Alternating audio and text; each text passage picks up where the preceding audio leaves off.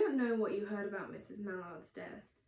I know that it was all over the news and everything, headlines, but I don't think it's quite the way that the news made it out to be. Yes, Mrs. Mallard, I think, did die from heart disease, and we all know that she'd had problems with that her whole life, but I don't think that it's quite the way that they made it out to be. I mean, she was only in her early 20s, and I know that they're saying that it was her husband's supposed death that shocked her to death.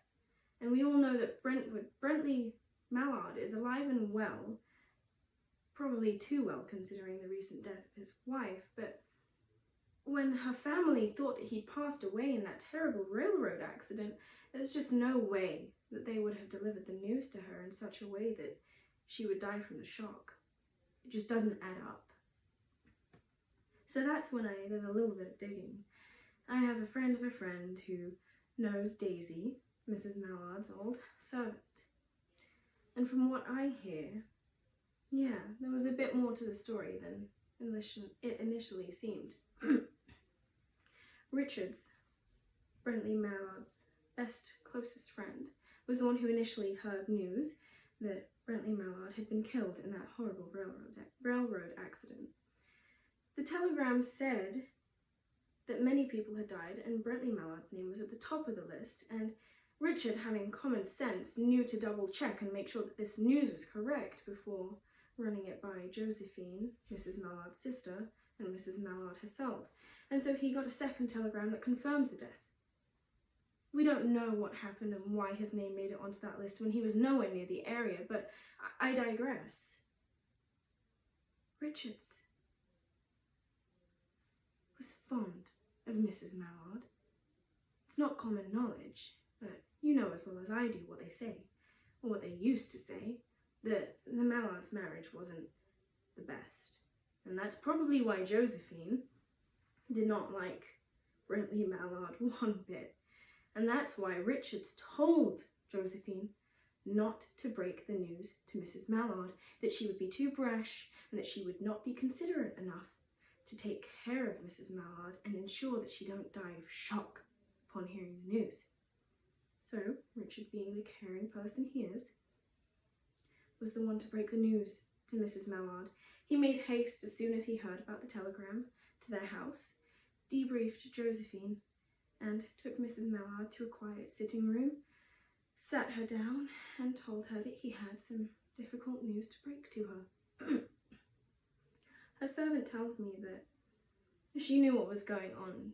Her servant knew what was going on and paid a little bit of attention without being intrusive, and saw that when Mrs. Mallard heard about her husband's death, she wasn't paralysed in shock. She didn't respond the way that Daisy expected her to respond. She immediately reached out for Richards and sobbed and cried into his shoulders.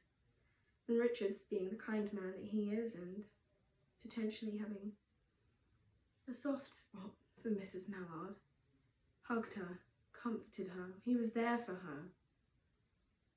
It was strange. Apparently Mrs. Mallard changed, switched, stopped crying. She sat up and left the room without saying a word.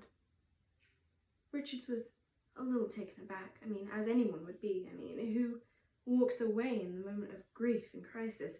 But that's what Mrs. Mallard did. She ran up to her room, locked the door. Some time passed.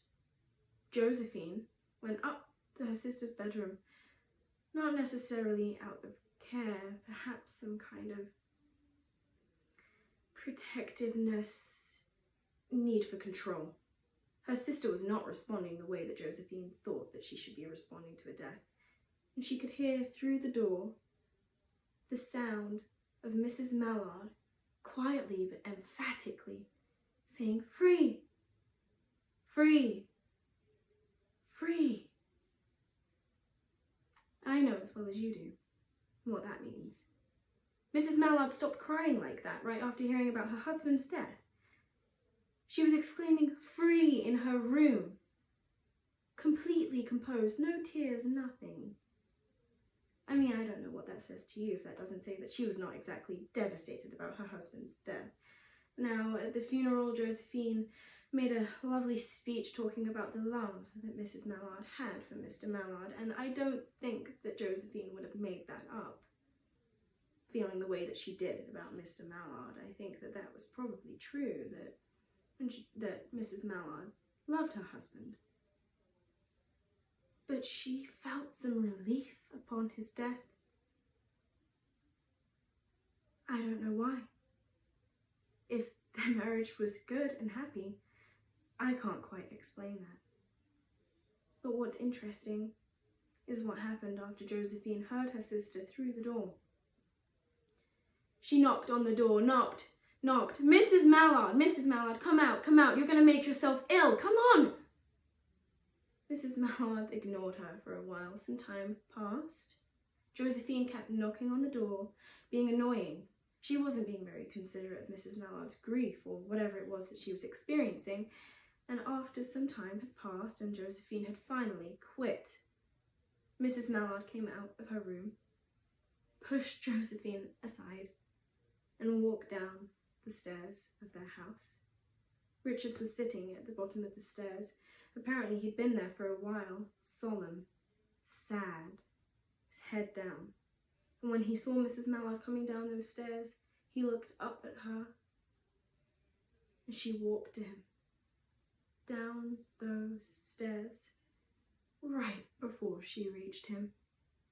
The front door. The key turned, unlatched, and Brentley Mallard walked in. Josephine, coming down the stairs, let out a high-pitched scream so loud. Brentley Mallard did not know what was going on. Richard jumped to try and shield Brentley Mallard's view of his wife, to get between them so that neither of them could see each other in this chaos. And Brentley Mallard had no idea what was going on, because at the time of the railroad accident, he'd been so far away that he didn't even know there had been an accident. I don't really know what happened after that. All I know is what the newspapers say. That Mrs. Mallard died of heart disease.